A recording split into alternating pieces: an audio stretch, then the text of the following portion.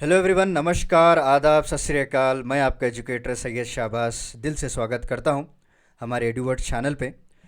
तो जैसा कि आप सभी लोग जानते हैं दोस्तों कि हमने प्रीलिम्स यूपीएससी प्रीलिम्स के लिए रिगार्डिंग हमने एक प्रीलिम फोकस डिस्कशन की सीरीज स्टार्ट की है, जो रोज़ाना 7 से 8 के बीच में इसको लाइव किया जाता है दोस्तों।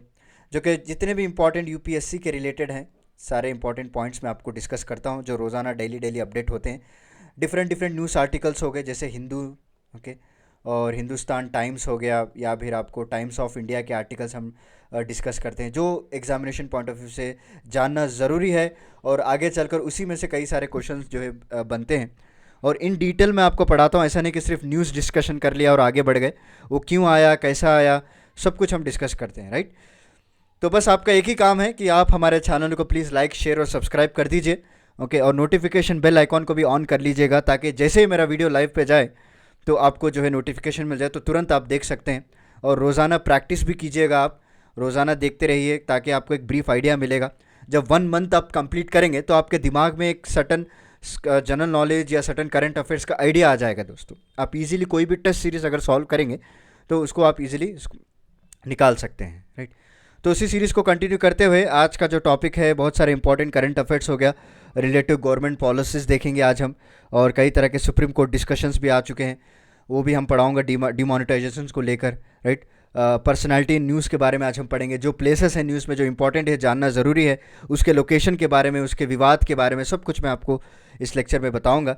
तो चलिए आगे बढ़ते हैं विदाउट एनी टाइम वेस्ट। अगर आप चाहते हैं तो हमारा जो इंस्टाग्राम चैनल है, एडुवर्ड्स न्यूज़ एनालिसिस बोल के पेज है, उसकी लिंक मैं आपको डिस्क्रिप्शन में प्रोवाइड कर दूंगा, आप वहाँ से ज्वाइन हो सकते हैं। डेली डेली आपको हिंदू एनालिसिस के आर्टिकल्स शेयर किए जाते हैं दोस्तों, और जो इंपॉर्टेंट करंट अफेयर्स होते हैं, जो फैक्ट्स होते हैं, यहाँ पे शेयर किया जाता है। और उसके अलावा भी आप हमारे टेलीग्राम चैनल पे भी ज्वाइन हो सकते हैं, ओके। इस लेक्चर की पीडीएफ, और सुबह में हिंदू न्यूज़ एनालिसिस का एक लेक्चर भी वहाँ पे अपलोड होता है, हमारे फेमस एजुकेटर जी के द्वारा वहाँ पे अपलोड किया जाता है।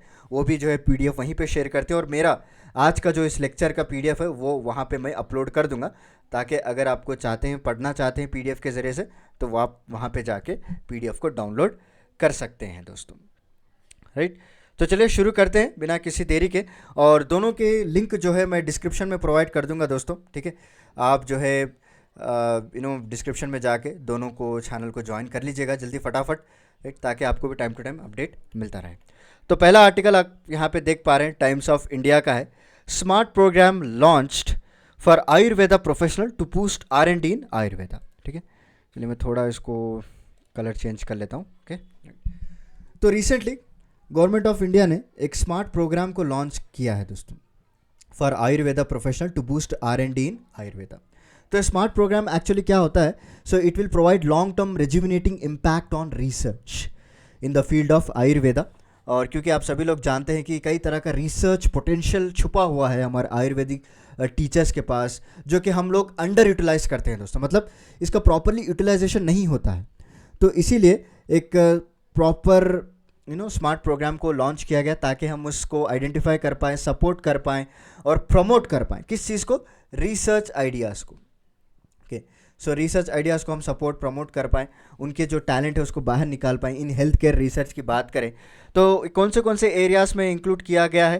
तो पहला जो है ऑस्टो आर्थराइटिस हो गया, राइट। उसके बाद आयरन डिफिशियंसी में यहाँ पे रिसर्च करने की बात की गई है, राइट। और उसके बाद क्रॉनिक ब्रोंकाइटिस, ये भी एक बीमारी होती है दोस्तों, वहाँ पे भी रिसर्च करने का बताया गया है। डायबिटीज़ हो गया, ओबेसिटी हो गया। तो कई तरह के ऐसे सेक्टर्स को चुने गए हैं इस प्रोग्राम में, जहाँ पे जो है टाइम टू टाइम रिसर्च किया जाएगा, डेवलपमेंट की जाएगी, ओके, ताकि आगे चलकर हम इसके एडवांस मेडिसिन को डेवलप कर पाएँ दोस्तों, ठीक है। तो अगर इसके फुल फॉर्म की बात करें तो स्मार्ट का फुल फॉर्म क्या है, मैं यहाँ पे आपको लिख के दिखा देता हूँ। तो it is nothing but scope for main streaming, scope for main streaming, ठीक है, आयुर्वेदा रिसर्च,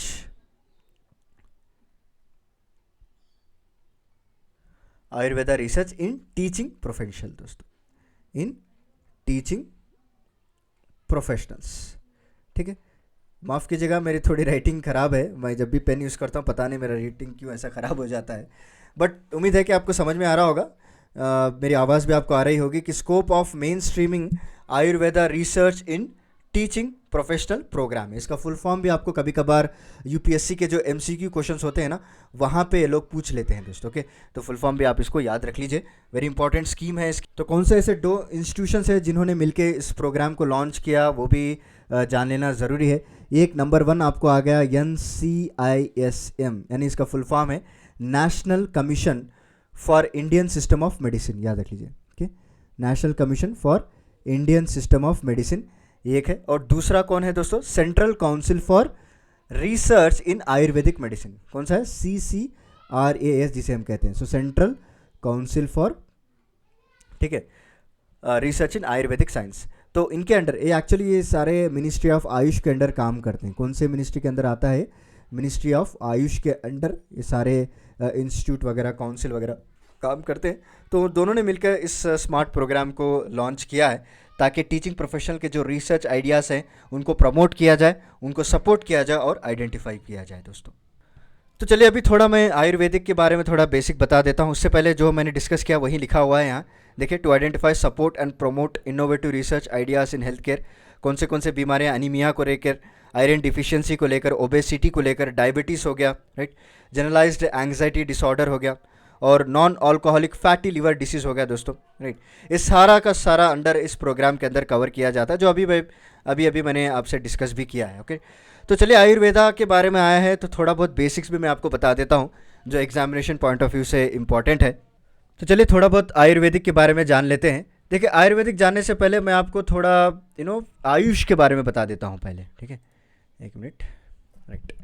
सो आयुष होता क्या है दोस्तों? It is nothing but traditional और नॉन कन्वेंशनल सिस्टम कहते हैं ऑफ हेल्थ केयर, जिसमें आपको आयुर्वेदा हो गया, राइट, या फिर आप योगा समझ लीजिए, राइट, या फिर नेचुरोपैथी समझ लीजिए, यूनानी समझ लीजिए, और सिद्धा, ये सारा कुछ इसमें इंक्लूड होता है।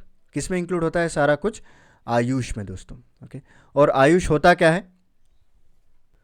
सो आयुष जो है एक ट्रेडिशनल और नॉन कन्वेंशनल सिस्टम होता है। क्या? इट इज़ ए ट्रेडिशनल, ठीक है, एंड नॉन कन्वेंशनल। याद, 2 इंपॉर्टेंट टर्म्स है जो याद रखना पड़ेगा आपको। And non conventional system of health care, non conventional system of health care, ठीक है। मैंने थोड़ा इसका थिकनेस कम किया है क्योंकि बहुत ही मोटा दिख रहा था ये। ओके, सो अभी इंडियन सिस्टम में इसकी डाइवर्सिटी, इसकी फ्लेक्सिबिलिटी, अफोर्डेबिलिटी की बात करें तो बहुत सारे लोग जो है इसको प्रिफर कर रहे हैं। इनफैक्ट जब कोविड-19 आया था तो सारे लोग जो है आयुर्वेदिक की तरफ टर्न हो चुके थे, राइट। कई सारे नुस्खे शेयर किए जा रहे थे व्हाट्सएप्स पे, फेसबुक्स पे, राइट। तो आयुर्वेदिक आज भी कहीं ना कहीं एक इम्पॉर्टेंट रोल प्ले करता है हमारी लाइफ में। अगर सपोज इसकी हिस्ट्री की बात करें तो आयुर्वेदा जो है ये दोनों ओट्स में डिराइव किया गया है, आयु एंड वेदा दोस्तों। ओके, सो आयु का मतलब क्या है? आयु मीन्स लाइफ, याद रख लीजिए। ओके, और वेदा का मतलब क्या होता है दोस्तों? Science of knowledge. Okay, science of knowledge, और आयुर्वेदा जो है साइंस ऑफ लाइफ, दोनों मिला के इसको बताया जाता है, right. It is a science of life, ये भी इंपॉर्टेंट है, याद रख लीजिएगा, राइट। और इसके 3 मेन ब्रांचेस हैं आयुर्वेदा के ना, 3 मेन ब्रांचेस है। कौन से हैं? एक आपको नरावेदा कहा जाता है दोस्तों, ओके, नरा आयुर्वेदा कहा जाता है। दूसरा है इसका सत्वा आयुर्वेदा कहा जाता है, और तीसरा जो है वृक्षा आयुर्वेदा कहते हैं दोस्तों। ये भी इंपॉर्टेंट है। In fact one of the previous examination में यूपीएससी के पूछा गया था। नरावेदा किससे डील करता है? ये डील करता है ह्यूमन लाइफ से। किससे डील करता है? ह्यूमन लाइफ से डील करता है। सत्वा वेदा जो है ये आपको एनिमल लाइफ या उनके डिसीजेस के रिलेटेड इसको डील किया जाता है। और रिक्शा अपने नाम से ही पता चल रहा होगा, ये आपको जितने भी प्लांट लाइफ हैं, ओके, उनकी ग्रोथ के बारे में या फिर उनके डिसीजेस के बारे में, राइट, किस तरह से उनको बचाया जा सकता है, ये सारा कुछ इससे डील करता है। तो 3 इंपॉर्टेंट है, नरा वेदा हो गया, सत्वा वेदा हो गया और रिक्शा वेदा। ये 3 इंपॉर्टेंट ब्रांचेस है आयुर्वेदा के, राइट। और रिसेंटली 1971 में क्या हुआ था? इंडियन मेडिकल काउंसिल को सेटअप किया गया था दोस्तों। ये भी इंपॉर्टेंट है, याद रख लीजिए। सो इंडियन मेडिकल काउंसिल को कब सेटअप किया गया था इंडिया में? इट इज़ 1971 में, ओके। तब जो एक सूटेबल क्वालिफिकेशन इस्टेब्लिश किया गया इन इंडियन मेडिसिन, जो कि तमाम various forms of traditional practices को, जैसे कि आयुर्वेदा ले लीजिए और अभी जो मैंने तब बताया मैंने आपको यूनानी ले लीजिए, इस सारे चीज़ों को रिकॉग्नाइज करना स्टार्ट किया दोस्तों। And it has both preventive component और क्यूरेटिव एस्पेक्ट्स भी होते हैं आयुर्वेदा के। इसके सिग्निफिकेंस जो है बहुत सारे सिग्निफिकेंस होते हैं। Because it revolve psychological mechanism of this elements, आपकी बॉडी की हेल्थ को जो है बैलेंस बनाए रखता है। It has very preventive curative methods इसमें बहुत सारे डेवलप किए गए। बेसिकली ऑन दी होल अगर इसका ऑब्जेक्टिव की बात करें, आयुर्वेदा का मेन ऑब्जेक्टिव क्या है वो बात करें, nothing but maintenance and promotion of health दोस्तों। आपकी हेल्थ को जो है बचाए रखना, मेंटेन करे रखना, जितने भी बीमारियां हैं, सिकनेस है, उसको प्रिवेंट करके रखना दोस्तों। तो आज जो है कई तरह के चैलेंजेस भी फेस करना पड़ रहा है इस आयुर्वेदिक मेडिसिन को। तो पहला चैलेंज जो है आउटडेटेड आइडियाज़ अभी हो चुके हैं, इसीलिए तो इस प्रोग्राम को लॉन्च किया गया ताकि जितने भी आइडियाज़ है उसको रिन्यू कर पाएँ और उसको जो प्रमोट कर पाएँ, नए नए आइडियाज़ को डेवलप कर पाएँ, राइट। और दूसरा इंपॉर्टेंट चैलेंज ये लोग फेस कर रहे हैं दोस्तों, कई बार जो है इनफेक्टिव ट्रीटमेंट हो जाता है इन इमरजेंसी केसेस में, ये भी एक वन ऑफ द चैलेंज है जो फेस किया जाता है।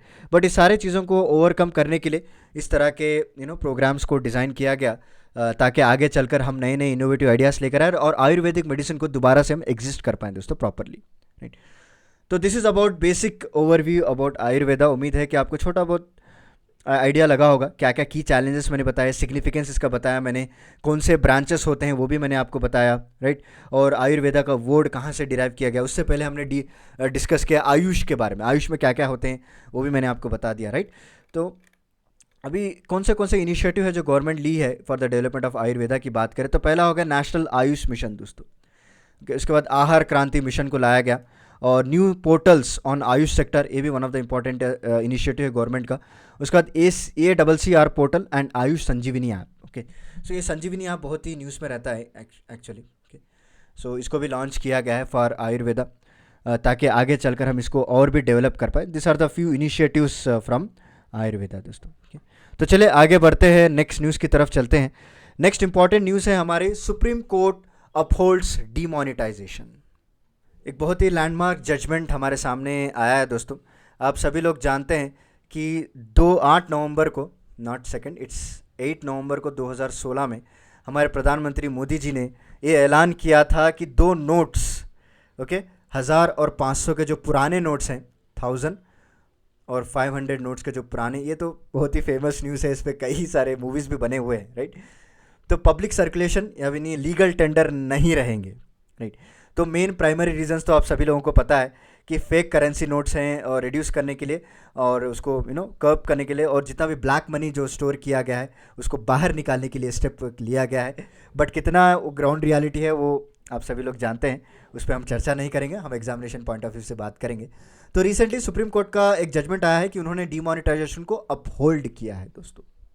जी हाँ, क्योंकि कई सारे पिटिशनर्स फाइल किए थे, 58 पिटिशंस एक्चुअली फाइल हुए थे सुप्रीम कोर्ट में। कितने?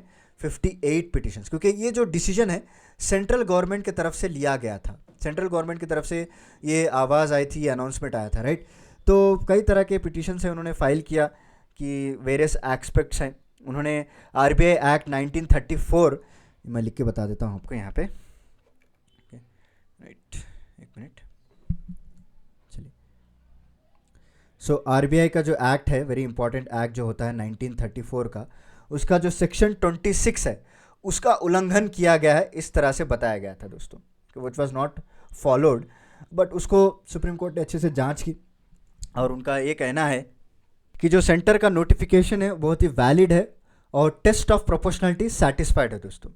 देखिए मतलब क्या है कि इनका ये कहना है कि जब ये सुप्रीम कोर्ट इन्वेस्टिगेट कर रही थी तो उनको ये पता चला कि 6 महीने से पहले ही, 6 मंथ से पहले ही गवर्नमेंट और RBI ने मिलकर डिस्कशंस किया था इस सारी चीज़ों पे। सारे रिकॉर्ड जो है पेश किए गए कोर्ट के सामने कि एक कंसल्टेटिव प्रोसेस चलता रहा between central government and RBI। कब से? Over 6 months before the decision has been taken. मतलब ये जो डिसीजन 8 नवंबर को आया हमारे सामने, तो उससे 6 महीने से पहले जो है इसकी प्लानिंग कर रहे थे, राइट। और उनके सामने कई तरह के रिकॉर्ड्स भी रखे गए। और ये जो डिसीजन मेकिंग प्रोसेस है can not be faulted merely because the proposal from the centre, okay. उनका दूसरा पॉइंट ये कहना है कि हम सिर्फ इस बेसिस पे इसको निकार नहीं सकते क्योंकि ये प्रपोजल सेंट्रल गवर्नमेंट की तरफ से रखा गया है, ओके। तो ये कंडीशन है, तो सेंट्रल गवर्नमेंट की तरफ से रखा गया इसीलिए हम इसको निकार देंगे, नहीं होगा ऐसा। इससे पहले भी जो है RBI से कंसल्ट किया गया है और the action has been taken by central government by specified bank notes cessation of liabilities act 2017 दोस्तों, ठीक है। ये जो एक्ट आप देख रहे हैं स्क्रीन पे, मैं जो यहाँ पे टाइप किया हूँ, which prohibited and penalize the holding और ट्रांसफरिंग और रिसीविंग द डीमोनेटाइज करेंसी। तो इस एक्ट के तहत इन्होंने ये फैसला लिया है, राइट। और ये जो जजमेंट है प्योरली ऑन लीगल ग्राउंड से लिया गया है। There is no violation of any section 26 clause 2, okay. और क्लियरली इन्होंने ये बताया कि कई सारे policy decision carry the risk of this unintended consequences, okay. पहले भी इसके बारे में डिस्कस चर्चा की गई है, एंड इसका डिसीजन कॉन्सिक्वेंसेस को साइड में रख के भी क्या क्या बेनिफिट्स हो सकते हैं उसको आगे रखा गया, तभी जाके ये डिसीजन लिया गया है। तो सुप्रीम कोर्ट ने क्लियरली बोल दिया है कि it upholds the demonetisation, okay. तो यहाँ पे दोनों इंपॉर्टेंट पॉइंट्स मैं आपको बताता हूँ एग्जामिनेशन पॉइंट ऑफ व्यू से। एक तो आपको सेक्शन 26 हो गया दोस्तों, जो आरबीआई एक्ट 1934 है, वो क्या कहता है, ओके, वो जान लेना आपको ज़रूरी है। एंड इसके अलावा भी आपको जो इम्पोर्टेंट ये जो एक्ट देख रहे हैं आप, specified bank notes cessation of liabilities act 2017, okay, वो भी इम्पॉर्टेंट है दोस्तों, राइट। चलिए, सो सेक्शन 26 क्या कहता है कि रिकमेंडेशन जो है वो आरबीआई से आने चाहिए but not from the government. ये आपको उल्लंघन किया गया बोलकर इसको फाइल किया गया था, बट ये अलग है।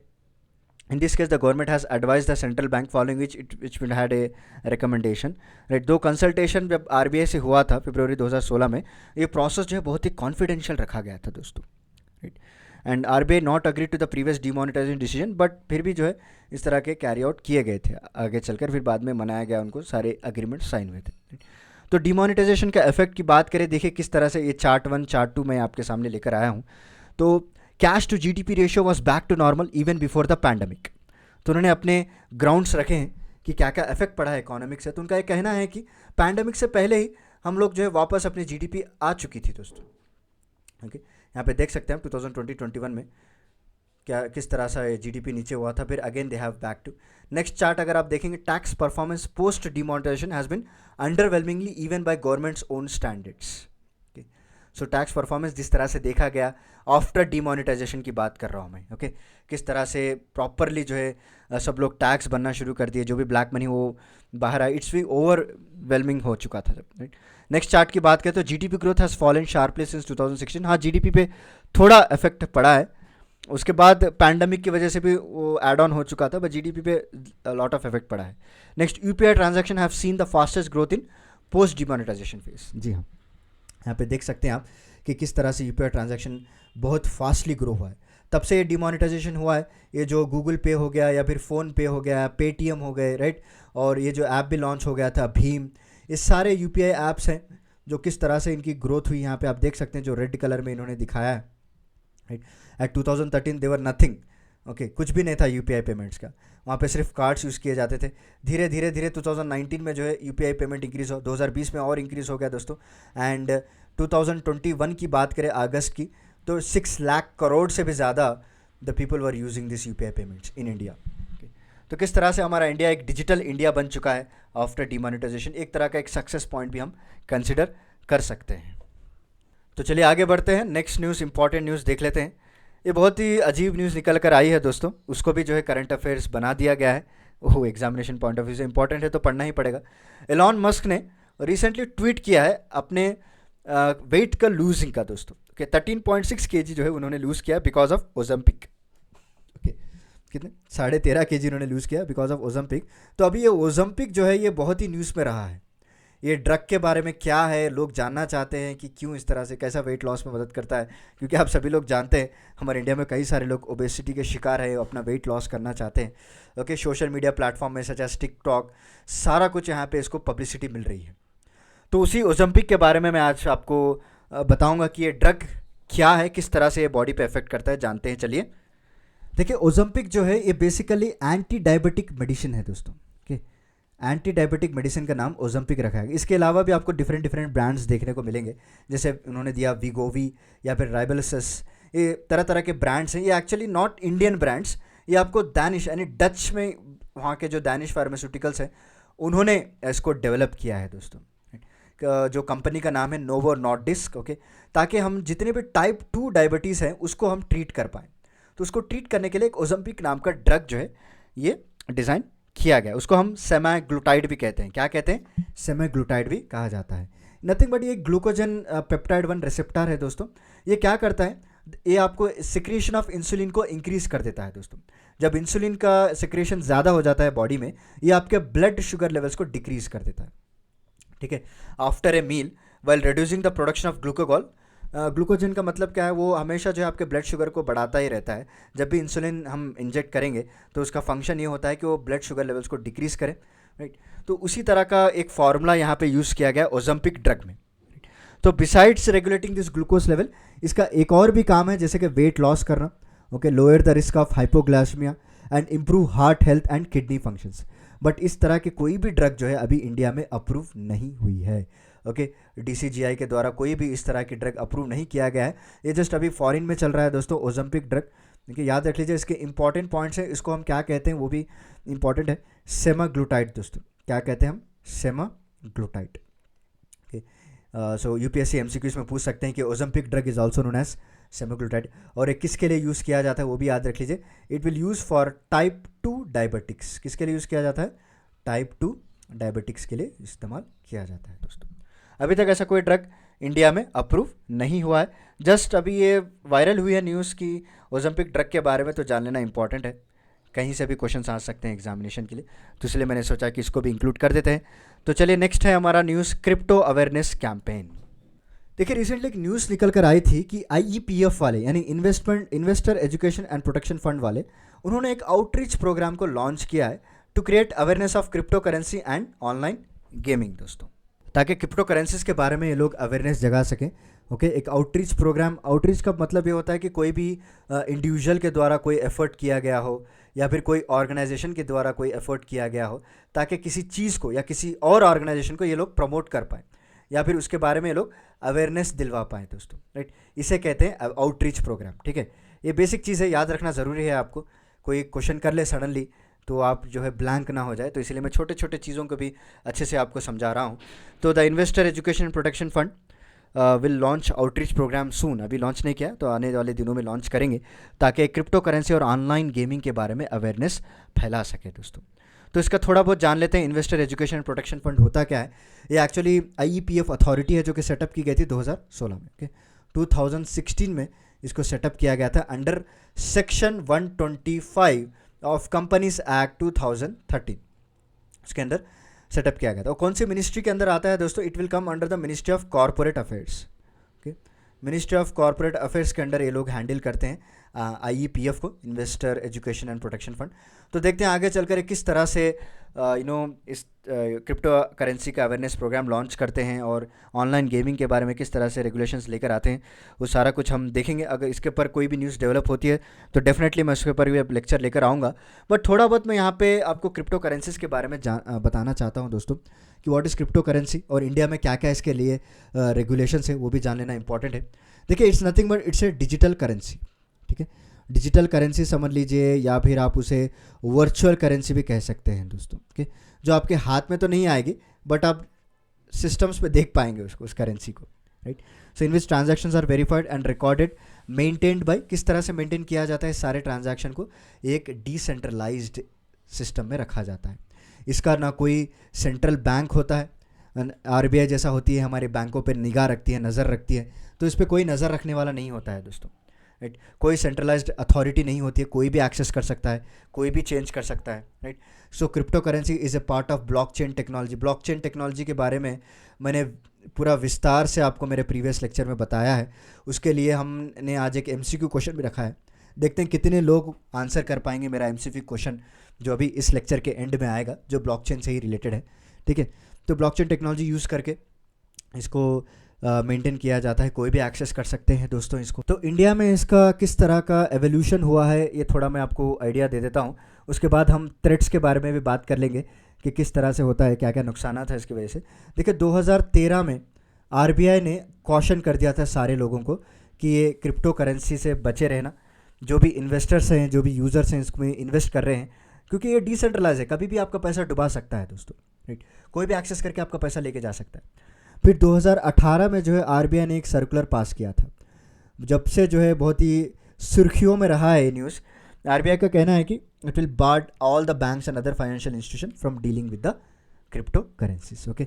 जितने भी हमारे इंडियन बैंक्स हैं, ओके, उनको प्रॉपरली क्लियरली इंस्ट्रक्शन दे दिया गया था कि आप जो है कोई भी क्रिप्टो करेंसीज में उनके ट्रांजैक्शंस में मदद नहीं करेंगे, उनको बैन कर दिया गया, बाट कर दिया गया, राइट। फिर 2019 आता है, उसमें जो है हमारे finance minister committee on virtual currency बनाई गई थी। उन्होंने रिकमेंड किया banning crypto currencies in India दोस्तों। जब एक फाइनेंस मिनिस्टर के द्वारा एक कमेटी को डिज़ाइन किया गया तो उन्होंने क्लियरली स्टेट कर दिया कि हमारे इंडिया में जो है बैन कर दिया जाए क्रिप्टो करेंसीज को। 2019 की बात कर रहा हूँ मैं, right.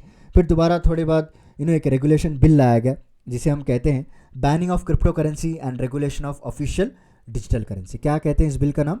Banning of crypto currency, ठीक है, and regulation of official digital currency. ये बिल का नाम याद रख लीजिए। ये सारी टाइमलाइन मैं आपको इसके वजह से बता रहा हूँ, जब भी आप आंसर राइटिंग लिखेंगे ना तो एक टाइमलाइन को लिखिएगा ज़रूर, ओके। एग्जामिनेशन को पता चलेगा कि आपके पास कितनी नॉलेज है, कि आप फॉलो कर रहे हैं न्यूज़ को। 2019 में इस बिल को लाया गया ताकि प्राइवेट क्रिप्टो करेंसीज को बैन किया जाए। उसके बाद 2020 में ये केस सुप्रीम कोर्ट के पास चला जाता है। तो सुप्रीम कोर्ट ने ना क्लियरली स्ट्रक डाउन कर दिया 2018 का आरबीआई सर्कुलर को, okay. They clearly struck down 2018 RBI circular को, राइट। यहाँ पे आप देख सकते हैं आरबीआई का सर्कुलर क्या था जब 2018 में आया था कि जितने भी इंडियन बैंक्स हैं, फाइनेंशियल इंस्टीट्यूशन है, वो क्रिप्टो में डील नहीं करेंगे। 2020 में सुप्रीम कोर्ट ने कंप्लीटली स्ट्रक डाउन कर दिया, ऐसा नहीं कर सकते आप। फिर 2021 आता है दोस्तों, तो यहाँ पे जो है तो 2021 में crypto currency and regulation of official digital currency bill लाई गई थी दोस्तों, ओके। इनफैक्ट आपने बजट में भी इसके बारे में सुना होगा, आगे मैं बताऊंगा कि बजट में क्या क्या रखा गया है, right. Crypto currency and regulation of official digital currency, ठीक है। एक तो करेंसी बिल लाई गई थी 2021 में ताकि इन सारे चीज़ों को ये लोग प्रॉपरली ट्रैक कर पाए। जब बजट आया तब सारे लोगों को शॉक लगा दोस्तों, ओके। मैं थोड़ा यहाँ पे इरेजर यूज़ कर लेता हूँ ताकि आपको भी समझ में आए। ये टाइमलाइन में इरेज नहीं करूँगा, जो एक्स्ट्रा मैटर यहाँ पे बताया है उस पर मैं इसको इरेज कर देता हूँ, राइट। एक मिनट। तब नेशनल लेवल पे कई सारे मेजर्स को लिए गए थे दोस्तों, ओके। कई सारे मेजर्स उठाने पड़े। बजट में हमारे फाइनेंस मिनिस्टर निर्मला सीतारमण जी ने अनाउंस किया कि हम लोग जो है 30% टैक्स लगाएंगे। कितना लगाएंगे? 30% टैक्स लगाएंगे ऑन क्रिप्टो करेंसीज, राइट। और उसके बाद 1% TDS भी लगेगा उसके ट्रांजैक्शंस के पर। अगर आप कर रहे हैं तो 1% आपको TDS भी देना पड़ेगा दोस्तों, राइट। और आरबीआई जो है अपनी खुद की सेंट्रल बैंक डिजिटल करेंसी भी लॉन्च करेगी। इनफैक्ट जो है पायलट प्रोजेक्ट में इसको लॉन्च भी कर दिया गया है, ओके, जिसे हम कहते हैं CBDC, central bank digital currency, right. और या फिर आप कोई भी गिफ्ट दे रहे हैं या फिर किसी को भी क्रिप्टो करेंसीज में गिफ्ट दे रहे हैं तो उसके पर भी टैक्स लगाया जाएगा दोस्तों, राइट।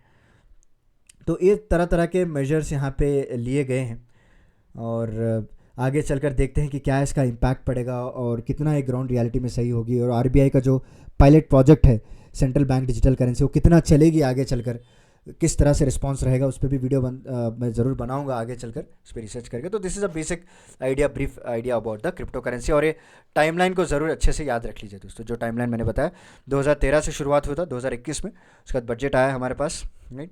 और बजट में कई तरह के स्टेप्स उठाए गए हैं। तो चलिए नेक्स्ट न्यूज़ चलते हैं। अभी थोड़ा टॉपिक बचा है इसका, थ्रेट्स के बारे में एक बार बता लेता हूँ मैं कि क्या क्या साइबर सिक्योरिटी थ्रेट्स होते हैं। क्रिप्टो करेंसीज का मिसयूज़ होता है दोस्तों, और मिसयूज़ हो भी गया है तो बहुत ही डिफ़िकल्ट होता है इसको ट्रैक कर पाना, राइट। और controlling monetary policy like inflation growth would become an issue. और एनोनिमिटी ऑफ ट्रांजैक्शन हो सकता है दोस्तों, आप इसके ज़रिए से अपना टैक्स को भी बचा सकते हैं, right. And high volatility and crypto currency are highly fragmented in matter, okay. तो क्रिप्टो करेंसी ऐसा नहीं है कि एक स्टेबल करेंसी है, it is not a stable. ये बहुत ही हाईली जो है वोलाटाइल होता है। कब इसका प्राइस जो है आसमान छू जाए, कब इसका प्राइस ज़मीन छू जाए, पता ही नहीं चलता। लाखों करोड़ों का पैसा इसमें डूब जाता है, राइट।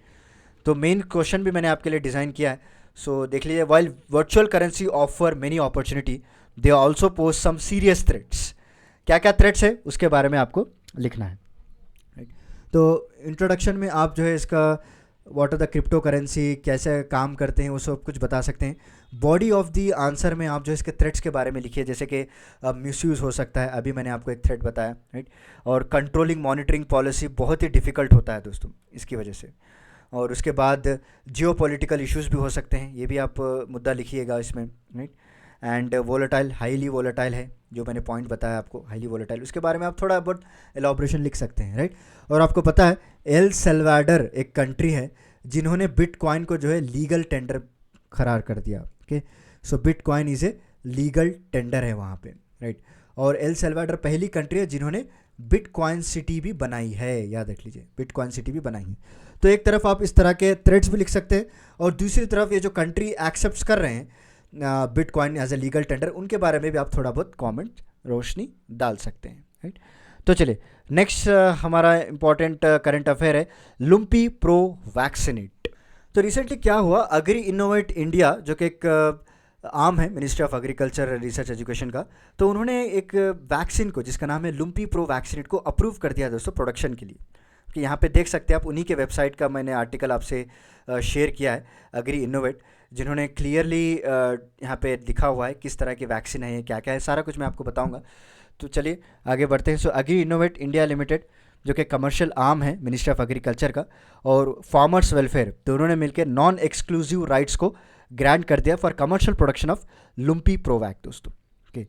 किसको दिया है ऑर्डर? पूरा institute of veterinary biological products जो कि पुणे में है, वहाँ पे इस तरह का प्रोडक्शन करने की इजाज़त दे दी है।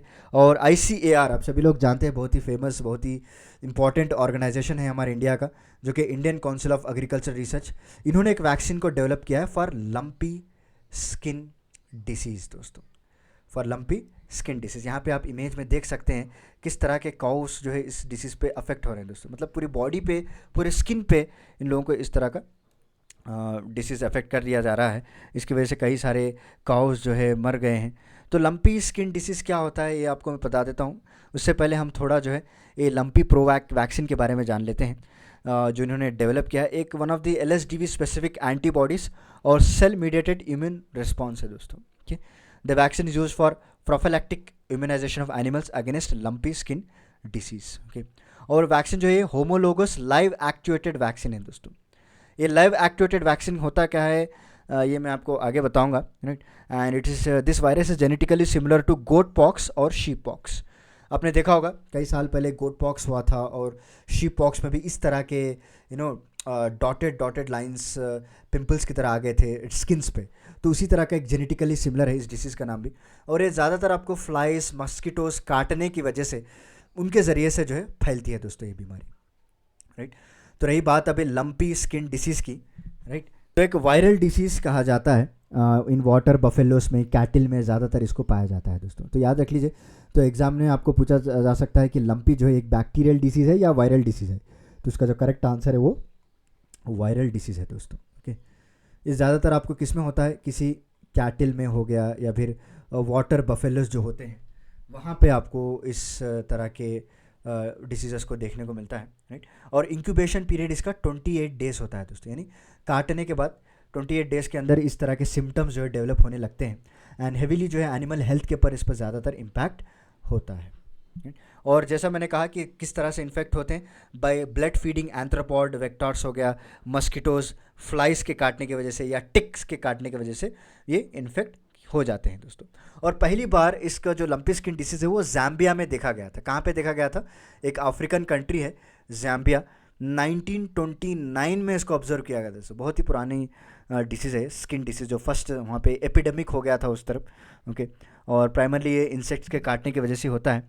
सिम्टम्स क्या क्या होते हैं? फीवर होना, fluid excretion, okay. Eyes nose से जो है, जो एनिमल्स होते हैं, सलाइवा निकलता चला जाता है, राइट।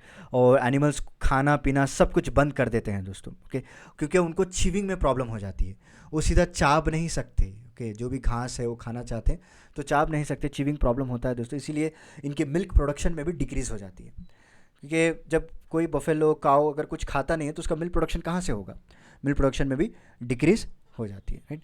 और जैसा मैंने कहा कि ये जो वैक्सीन अभी डिज़ाइन की गई है वो लाइव एक्चुनेटेड वैक्सीन। लाइव एक्चुनेटेड वैक्सीन होता क्या है? देखिए यहाँ पे आपको कंप्लीट उसका बैक्टीरिया या फिर उसका वायरस, एक मिनट, उस वैक्सीन में डाल दिया जाता है, ठीक है। जो भी इसका कंप्लीट बैक्टीरिया हो या फिर कंप्लीट वायरस हो, तो उसको थोड़ा बहुत इनएक्टिव करके या फिर वीक करके इस वैक्सीन में इस्तेमाल किया जाता है, ताकि काउस के अंदर, ओके, बफेलोस के अंदर उसके लिए एक इम्यून रिस्पॉन्स डेवलप कर पाएँ। इसे हम कहते हैं लाइव एक्चुएटेड वैक्सीन कहा जाता है दोस्तों, राइट। सिमिलरली जो कोरोना वैक्सीन में भी इस्तेमाल किया जाता है कि वीकेंड उस वायरस को उस इंजेक्शन में डाल के, इसीलिए जब भी आप उस वैक्सीन को लेते हैं तो एक दिन आप तबीयत ख़राब होती है, आपका टेम्परेचर हाई इंक्रीज़ हो जाता है, तो इसका मतलब ये है कि आपकी बॉडी जो है वो इम्यून रिस्पॉन्स को डेवलप कर रही है। इसके अलावा भी कई तरह के वैक्सीन होते हैं, जैसे कि सबन्यूट वैक्सीन, यहाँ पे आप इमेज में देख पा रहे हैं सबन्यूट वैक्सीन। इसमें आपको क्या करते हैं, वन और मोर स्पेसिफिक एंटीजेंस को इसमें इंक्लूड कर दिया जाता है इस वैक्सीन में, right, from the surface of pathogen से जो है एक या दो एंटीजेंस को इसमें मिला के, ये भी थोड़ा वीकेंड टाइप ही होते हैं दोस्तों, इस वैक्सीन में दिया जाता है ताकि आपकी बॉडी इम्यून रिस्पॉन्स को डेवलप कर पाए, राइट। और उसके बाद वायरस लाइक पार्टिकल्स हो गया, इसमें क्या कहते हैं, जो virus like particles or molecules that are closely resemble the virus, okay. तो वायरस के जैसा ही एक तरह का पार्टिकल को डेवलप करते हैं लोग, बट ये नॉन इन्फेक्शियस होता है, याद रख लीजिए, आपके बॉडी में जाके कोई इन्फेक्शन क्रिएट नहीं करता है, ये नॉन इन्फेक्शियस होता है ताकि आपकी बॉडी में जस्ट इम्यून रिस्पॉन्स को डेवलप कर पाए। अगर सिमिलर पैटर्न में अगर वायरस आपकी बॉडी में अटैक करता है तो किस तरह से आपकी बॉडी रिएक्ट करती है वो देखा जाता है वायरस लाइक पार्टिकल्स। इसी तरह डीएनए वैक्सीन यूज़ करते हैं दोस्तों, वो प्रॉपर बैक्टीरिया वायरस का डीएनए आपको डाल दिया जाता है ताकि आपकी बॉडी रिस्पॉन्स कर पाए, ओके। इनएक्टिवेटेड भी वायरसेस होते हैं जो वैक्सीन में यूज़ किया जाता है। तो तरह तरह के ये वायरसेस इस्तेमाल किए जाते हैं आपकी बॉडी में इम्यून रिस्पॉन्स को डेवलप करें। अल्टीमेटली क्या मकसद होता है इनका, कि हमारी जो बॉडी है वो इम्यून रिस्पॉन्स को डेवलप कर पाए दोस्तों। चलिए आगे बढ़ते हैं, नेक्स्ट देखते हैं हमारा इंपॉर्टेंट टॉपिक क्या है। SBI, ICICI bank, HDFC bank continue to remain domestic systematically important banks दोस्तों, ओके। डीसिप बैंक जिसे हम कहते हैं, तो आरबीआई के द्वारा एक सर्कुलर को रिलीज़ किया गया है। उनका कहना यह है कि जितने भी इंपॉर्टेंट बैंक्स है, एसबीआई हो गया, ओके, आईसीआईसीआई हो गया दोस्तों, एंड एचडीएफसी बैंक, ये तीनों बैंक फिर दोबारा डीसिप का प्लेस ओन करते हैं। सो डीसिप और those interconnected entities whose failure can impact the whole financial system दोस्तों, ओके। सो मैं आपको आगे बताऊंगा इसका क्राइटेरिया क्या होता है। ये कॉन्सेप्ट ऑफ डीसिप जो है वो 2008 में जो फाइनेंशियल क्राइसिस हुआ था ड्यू टू लेहमन ब्रदर्स की जो बैंक थी जो अमेरिका में, उसका डूबने की वजह से जो जिस तरह से फाइनेंशियल क्राइसिस हो चुका था, तो वहाँ पे इस तरह का कॉन्सेप्ट निकाला गया है। मतलब DSIBs are designed on basis of their size, उनके इंटरकनेक्टेड की वजह से और लैक ऑफ रेडीली अवेलेबल की वजह से, राइट, और जो भी फाइनेंशियल इंस्टीट्यूशन है, इंफ्रास्ट्रक्चर, कॉम्प्लेक्सिटी, इनके बेसिस पे ये लोग डिसाइड करते हैं दोस्तों।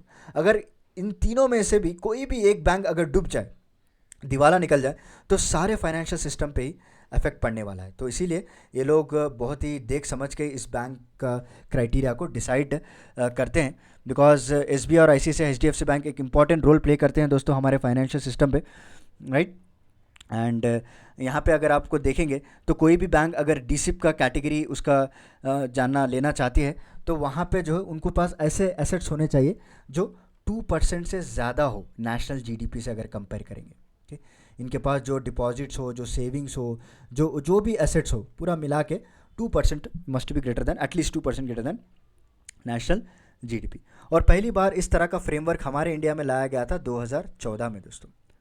2014 में इसको फ्रेमवर्क को डिज़ाइन किया गया था, एंड 2015 से जो है ये तीनों बैंक को जो है कंसिडर किया गया एज ए डीसिप बैंक्स, यानी DSIBS, ओके, राइट। सो इसके टाइम टू टाइम जो स्कोरिंग दी जाती है दोस्तों। एसबीआई के स्कोर की बात करें तो इसका 0.61% ऑफ वेटेड एसेट्स हैं, राइट। एंड वही अगर आप बात करें आईसीआईसी बैंक के, तो इसके पास जो है 0.20% ऑफ वेटेड एसेट्स हैं, राइट। और फाइनली एचडीएफसी बैंक के भी सेम इतना ही होता है दोस्तों, ओके। एचडीएफसी बैंक के पास भी 0.20% वेटेड एसेट्स होते हैं, यानी जो इक्विटी होती है उस तरह से डिवाइड किया जाता है। तो उम्मीद है आपको थोड़ा बहुत बेसिक आइडिया हुआ होगा। तो चलिए, अभी आई थिंक बहुत ज़्यादा टाइम हो चुका है, तो आज थोड़ा न्यूज़ ज़्यादा है दोस्तों, इसीलिए मैंने डिटेल से पढ़ा रहा हूँ आपको।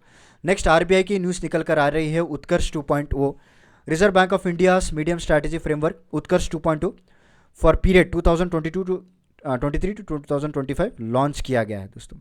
पहला इसकी स्ट्रैटेजी आई थी 2019 और 2022 में, बट अभी रिसेंट सेकंड पार्ट इसका 2.0 लॉन्च किया गया है। और इसमें जो है इनका मकसद ही ये है कि अपने परफॉर्मेंस, अपने फंक्शंस को एनहांस कर पाएँ, ओके। जितने भी ट्रांजैक्शंस होते हैं वो ट्रांसपेरेंट रहो, अकाउंटेबल हो, एथिक्स ड्रिवन इंटरनल गवर्नेंस हो दोस्तों, और best in class environment friendly digital और फिजिकल इंफ्रास्ट्रक्चर बनाया जाए आने वाले कुछ सालों में, इसी का मकसद है, राइट। तो नेक्स्ट इंपॉर्टेंट न्यूज़ है हमारी electronic supreme court reports project. तो रिसेंटली हमारे जो चीफ जस्टिस ऑफ इंडिया है उन्होंने अनाउंस किया कि ESCR को लॉन्च किया जाएगा दोस्तों। ओके, ये क्या सिस्टम है? एक digital version of apex court judgment होगा दोस्तों। यदि सारा कुछ आपको ऑनलाइन दिखाया जाएगा as they are reported in official law report Supreme Court. Okay, so entire gamut of judgment from the inception of Supreme Court in 1950 till date तक सारे जो भी सुप्रीम कोर्ट के जजमेंट्स हैं वो फ्रीली अवेलेबल किए जाएंगे लॉयर्स के लिए और लॉ स्टूडेंट्स के लिए, राइट। इसके आपको एक वेबसाइट भी बना दी गई है, सुप्रीम कोर्ट की वेबसाइट, और मोबाइल ऐप भी डिज़ाइन कर दिया गया है। जितने भी लॉ स्टूडेंट्स हैं वो आप इसको एक्सेस करके जो भी 1950 से लेकर जितने भी इंपॉर्टेंट जजमेंट्स हैं वो सारा कुछ आप देख सकते हैं, पढ़ सकते हैं दोस्तों। चलिए, नेक्स्ट इमेज आती है इंडिया और सऊदी अरेबिया की। जी हाँ, दोनों के बीच में एक इम्पॉर्टेंट अग्रीमेंट साइन हुआ है। क्या अग्रीमेंट है वो? एमलैट, जिसे हम कहते हैं। ओके, एमलैट किसे कहते हैं दोस्तों, वो भी इंपॉर्टेंट है। So MLAT is nothing but it's a mutual legal assistant treaty कहते हैं। मैं इसका फुल फॉर्म यहाँ पे लिख के बता देता हूँ। It's a mutual legal assistance treaty कहा जाता है। ओके, तो रिसेंटली इंडिया और सऊदी अरेबिया ने मिलकर इस ट्रीटी को साइन किया है दोस्तों। ओके, ताकि जितने भी क्रिमिनल केसेस हैं, फॉर्मल क्रिमिनल केसेस, तो फॉर्मल असिस्टेंस दिया जाए दोनों के बीच में। And it is a mechanism whereby countries cooperate with one another to provide and obtain formal assistance in prevention, suppression and investigation propagation of criminal cases. ठीक है, तो इस तरह की ट्रीटी ये डिज़ाइन की गई है, right. And it ensures the criminal do not escape और सैबोटैज। ओके, कोई भी क्रिमिनल एस्केप ना हो in due process of law. और इंडिया अभी तक जो है टोटल 45 कंट्रीज़ के साथ इस तरह की ट्रीटी साइन कर चुका है। जो एमलैट जिसे हम कहते हैं, mutual legal assistant treaty, 45 countries के साथ जो है साइन कर चुका है। और कौन सी मिनिस्ट्री ये संभाल रही है दोस्तों? Ministry of home affairs. याद रख लीजिए, हमारे इंडिया में मिनिस्ट्री ऑफ होम अफेयर्स जो है इसको लुकआउट कर रही है। ठीक है, चलिए नेक्स्ट इंपॉर्टेंट देख लेते हैं। चलिए थोड़ा ब्रेक ले लेते हैं, कॉफ़ी पी के आते हैं। कि मेरा मतलब कॉफ़ी के करंट अफेयर्स पे चलते हैं। So coffee exports from India, Asia's third largest producer and exporter, nearly 2% to 4 lakh tonnes हो चुका है दोस्तों। हमारे 2022 में जो हमने एक्सपोर्ट किया है ना, वो 4 लाख टन कॉफ़ी हमने बाहर देशों में भेजा है। As per coffee board, India ships both robusta और अराबिका, ये वेराइटीज़ होते हैं कॉफ़ी के। और coffee plantation India hot and humid climate temperature की वजह से होता है। इसके क्राइटेरिया की बात करें तो 15 टू 28 डिग्री सेल्सियस, ओके। और रेनफॉल मिनिमम आपको 150 टू 250 सेंटीमीटर होनी चाहिए, राइट। एंड ट्रेडिशनली कहाँ पे इसको ग्रो किया जाता है? Rain forest of western Ghats, mainly आपको कर्नाटका तो फेमस है कॉफ़ी के लिए, ओके। केरला हो गया, तमिलनाडु हो गया, आंध्र प्रदेश हो गया और उड़ीसा, इन सारे एरियाज़ में जो इसको ग्रो किया जाता है। एंड इस बार हम लोगों ने 4 लाख टन्स ऑफ कॉफ़ी को एक्सपोर्ट किया है, जो कि एशिया का third largest producer and exporter है। बस इतना इंपॉर्टेंट करंट अफेयर इसके रिलेटेड। चलिए प्लेसेस इन न्यूज़ की बात करें तो शिखर जी, जो कि एक रिसेंटली एक प्लेस है, आगे मैं आपको इसकी फ़ोटो भी दिखाऊंगा। ऐसा माना जाता है कि एक जैन कम्युनिटी के लिए एक होली साइट है दोस्तों, okay. So which has been protesting to overturn the Jharkhand government decision declaring it as a tourist spot, okay. जो टूरिस्ट स्पॉट इन्होंने डिक्लेयर किया उसको ओवरटर्न करने के लिए कई तरह के प्रोटेस्ट चल रहे हैं वहाँ पे। और Shikhar ji is located on परासनाथ हिल दोस्तों, जो कि एक बिगेस्ट पिलग्रिमेज साइट है फॉर बोथ दिगंबरास एंड श्वेतंबरा, जो कि जैन कम्युनिटी से बिलोंग करते हैं, राइट। ये नाम जो है एक्चुअली हमारे जो 23rd तीर्थंकारा हैं परासनाथ, उनके नाम पे इस हिल का नाम रखा गया है, ओके। और hill is also known to be the highest mountain in Jharkhand. तो यहाँ पे आप देख सकते हैं परासनाथ हिल कहाँ पे लोकेट किया गया है। तो सारा कुछ इम्पॉर्टेंट एरिया है जो झारखंड लोकेशन में माना जाता है दोस्तों, राइट। एंड ये देख सकते हैं आप, ये टेम्पल है, उनकी पिलग्रिमेज साइट है and this is a hill, okay. तो इसका टूरिस्ट स्पॉट रिसेंटली डिक्लेयर कर दिया गया। उसको ओवरटर्न करने के लिए कई तरह के प्रोटेस्ट वहाँ पे किए जा रहे हैं। ये हमारे रहे 23rd तीर्थंकारा परासनाथ जी, राइट। तो last but not the least personality news की बात करें तो हमारी जो आज की पर्सनालिटी है उनका नाम है मन्नतु पद्मनाभन। 2 जनवरी 1878 से लेकर 25 फरवरी 1917। So he was born in Perunna village in Kottayam district of Kerala. उन्होंने एक टीचर की तरह अपने करियर को स्टार्ट किया है 1893 में। उसके बाद इन्होंने लॉ भी प्रैक्टिस की है मजिस्ट्रेट कोर्ट्स में। And in 1915 he form Nair service society for providing modern education दोस्तों, ओके। पॉजिटिव आउटलुक बनाने की कोशिश की है कम्युनिटी में। उसके बाद इन्होंने नेशनल कांग्रेस भी ज्वाइन किया था 1947 में। And he also took part in Travancore state Congress agitation, right. तो उसके बाद उनको जो है he was honoured with Padma Bhushan in 1966, okay. So 1966 में उनको पद्म भूषण से भी सम्मानित किया गया है। और इनका जो टाइटल है वो भरता केसरी है दोस्तों, इनको टाइटल भी दिया गया था, वेरी इंपॉर्टेंट है, भरता केसरी इनका title, right. And leadership, empathy, compassion, dedication, सब इनके पर्सनल वैल्यूज़ हैं, राइट। तो this is a personality news. And prelims question की बात करें, इस टेक्नोलॉजी के बारे में मैंने बहुत डिस्कस किया था कल, तो आज उसके पर एक एमसीक्यू लेकर आया हूँ, देखते हैं कितने लोग सही जवाब देते हैं। तो with reference to blockchain technology consider the following statement. आपको 3 स्टेटमेंट्स यहाँ पे दिए गए हैं, करेक्ट आंसर आपको मुझे कमेंट सेक्शन में बताना है दोस्तों। Okay, so this is the end of the lecture. उम्मीद है कि आपको आज का मेरा लेक्चर पसंद आया होगा। चलिए मिलता हूँ मैं आपको अगले नेक्स्ट लेक्चर में, सेम इसी टाइम पे और विथ न्यू प्रीलिम फोकस के साथ हम डिस्कस करेंगे। तब तक के लिए धन्यवाद दोस्तों, take care, stay safe and stay healthy. Thank you so much.